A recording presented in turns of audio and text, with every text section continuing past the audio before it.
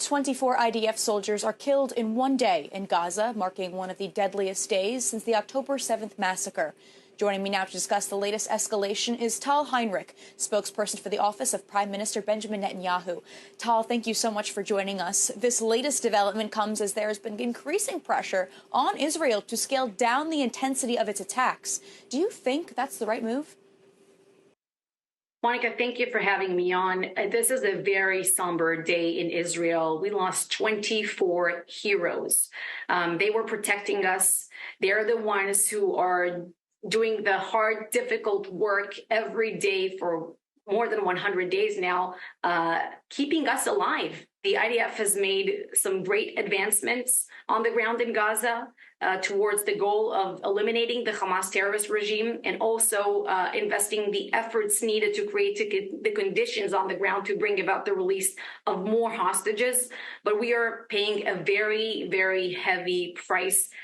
But we don't have a choice. We really don't have a choice. We will administer justice to the perpetrators of the October 7th massacre.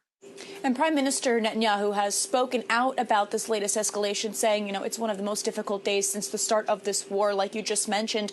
So what is his approach moving forward? And has his strategy in countering Hamas changed?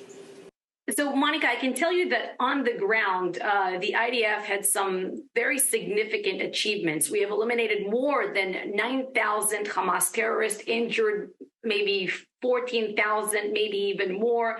And we are dismantling much of the Hamas terror infrastructure that was built over the course of 17 years with billions of dollars that funneled in from all around the world. Now, in the northern part of the Gaza Strip, we can say that we have secured this territory. Hamas is no longer an organized war machine, so to say, in that area.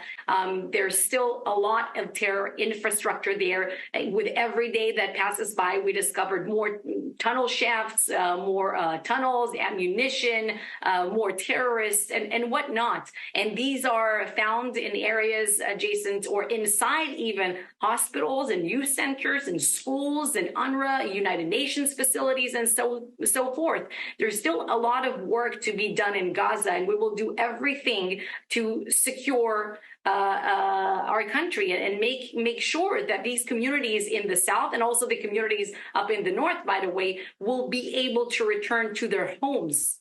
Tal, in terms of deterrence, does the Prime Minister believe that President Biden's approach to this war is working? Monica, there's not much daylight, I would say, between what Jerusalem thinks and says and what Washington has in mind.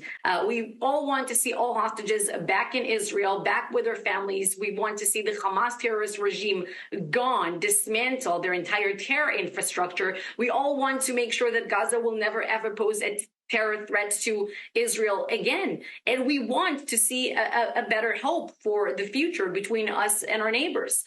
Tal Heinrich, spokesperson for the office of Prime Minister Netanyahu, thank you so much for joining us here on One American News. For all our viewers asking